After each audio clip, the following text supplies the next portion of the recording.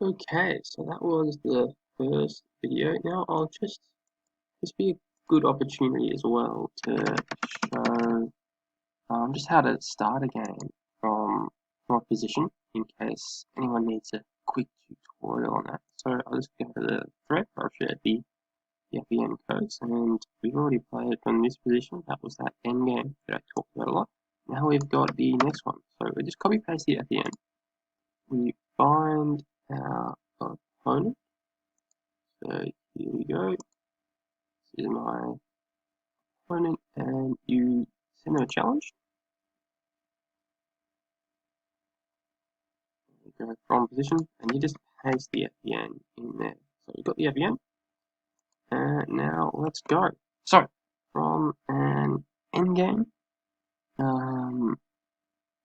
with bishop and rook versus rook, to an extremely complicated middle game now. So this position, for those of you who this just looks absolutely insane, can't imagine where this could possibly have arisen. This comes about through the Botvinnik Semi-Slav,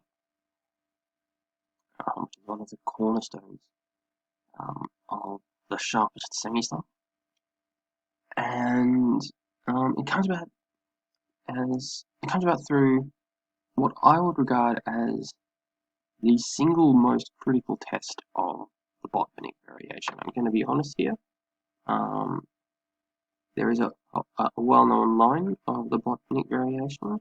Those of you who know the theory, 16 rook b1 and 19 king takes f1, where this is the line where I'm not entirely sure what to recommend as black. My intended approach at the moment is to recommend that we be a little bit flexible. There's definitely no question that, theoretically speaking, black is fine. Correspondence games have established very correspondence games have established quite. I'm just going to send a message.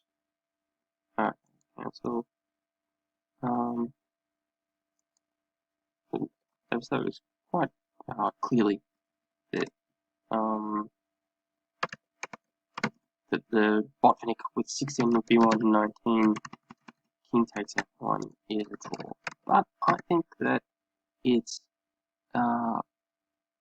much more difficult to find a line that's going to do reasonably well for black in practical over the board play. So I'm proposing that we take I recommend three different lines or three different scenarios. All of them I'm confident are objectively a draw. The position we have in front of us, actually, according to Stockfish, is 0.00.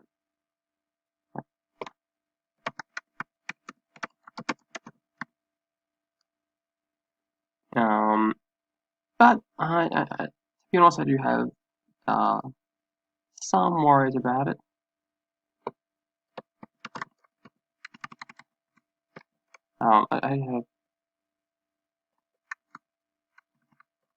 I have some worries about it. From a practical perspective, and Leela shares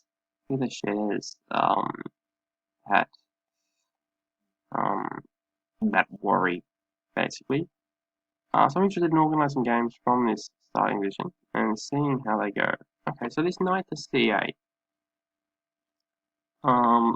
definitely a retreating move. It means Elliot is really unhappy with this knight. He wants to get rid of it, and I definitely don't. So what I'm going to do is I'm going to go knight d5 check. I think this knight is very strong in the middle of the board here.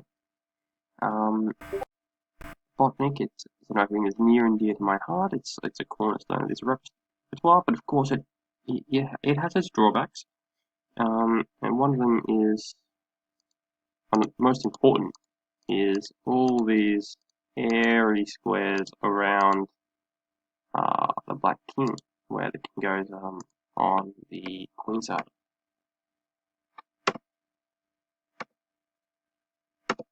Okay, let's try and get my... There we go.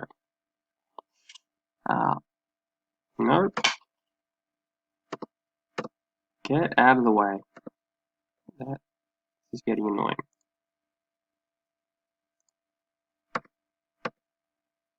He's just going to stay out of the way. Alright. So he's gone king b8. I think that's got to be the best square for the king.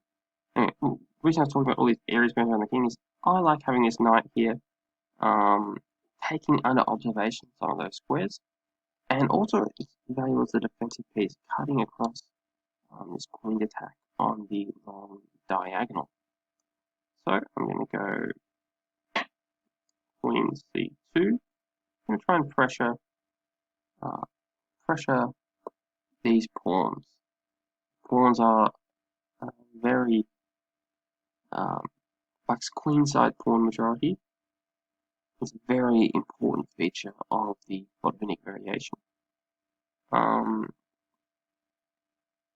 if you can win some of those pawns, then that is going to be a huge, huge positional achievement as white. So, like I mentioned, I like the fact that I've got the long diagonal of my king now that the knight is on d5. But on the other hand, if I go king g2, there's knight e7, which bothers me. So instead, I'm going to go king h2.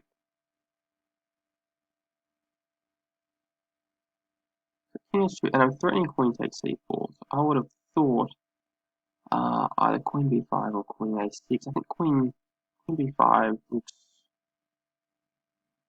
queen a6 does attack the a2 pawn. I'm going to say queen b5 looks more logical, but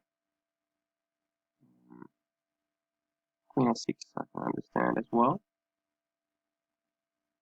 So yeah, I've been worried that this particular line might be the kind of line that is 0.00. And by the way, this is one position where I think there's little question that objectively Stockfish is correct. There is really no doubt in my mind that this position is a draw. It's not one that has been discussed so much in correspondence chess. The line goes with the 19 queen c6, and if you click through your correspondence database looking at all of White's most critical tries, after 25 f4, you'll see the move 25 queen b7. That's the big new idea that I'm considering recommending as one of one option for Black in the Sharpest Semi-Slav.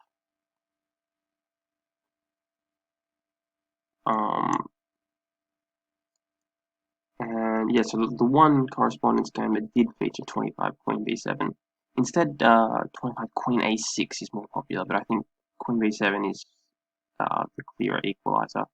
But the one game that did feature queen b7 had a pretty much immediate repetition. So, oh, we've got this move c3. That's interesting. Why is he giving me that pawn? And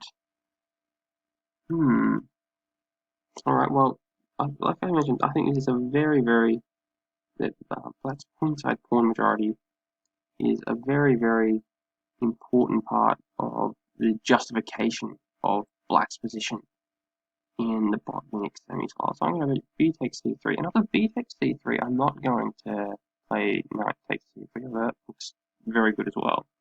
I'm going to play queen e5 check with a fork.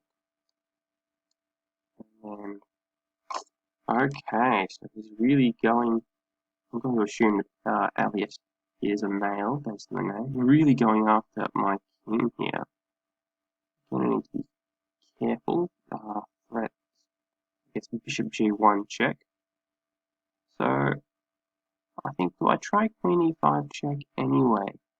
So that with bishop d6 I obviously don't need to worry about that. And if knight d6, then maybe I've got knight e3 as a a good defensive move. And hey, maybe I'll get lucky. Maybe he'll play King B7. I don't know. Queen E5 check. Let's see. Okay, Knight D6. The hope chess turned out to have been a bit too hopeful there. As I deserve for playing hope chess. Knight E3. Then, so normally, I actually think the dark squared bishop is not a great piece for black in the Botvinnik variation, but a lot of that depends on the pawn on c5. Usually in the Botvinnik variation, black has a pawn on c5 and white has a pawn on f6. And white normally controls d file. So it can be hard for the dark square bishop to find any squares. Very often it will go to h6, just to trade itself for the white dark square bishop. In this position, obviously, however, things are very, very different. This dark square bishop has access to the c5 square, and it's zeroing in around my king.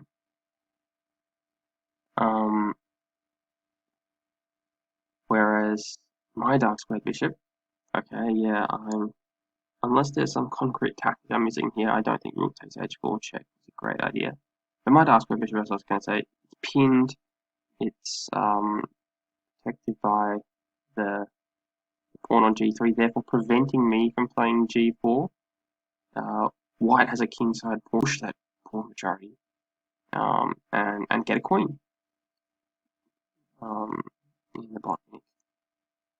And with the bishop on h4, that can be a little bit difficult. So I'm thinking I'm going to rook takes d6. If there's any queen check on the second rank, I'll go knight g2. And if anything, if bishop takes d6, of course, I'm going to recapture. And oh, I shouldn't say any queen check on the second rank, I'll go knight g2. I was worried about a queen e2 check, knight g2, queen takes e5, missing the fact that my queen is protected on e5. So like I mentioned, I'm going to go knight g2 here, also protecting the h4 pawn, which is valuable. And okay, so still going to need to show some nerves, which I think is reassuring, considering that I'm thinking about recommending this position for black. I don't want white to just be feeling safe early on, but now I think I am starting to feel safe. My king's on a light square, which means I only have to worry about the queen. I am a full rook up, and okay, to be honest, maybe I was being a little bit over worried about my position. I don't know. My king's on a light square. Only the dark square bishop can't attack it there, and there's no queen d1 check. So it looks like basically I'm just going to go rook b8 check, queen b5 check, or queen b8 check, maybe queen e8 check, queen e7.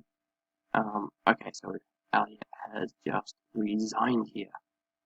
Alright, that's it for the second game. We're going to look at both Botvinnik games into this video.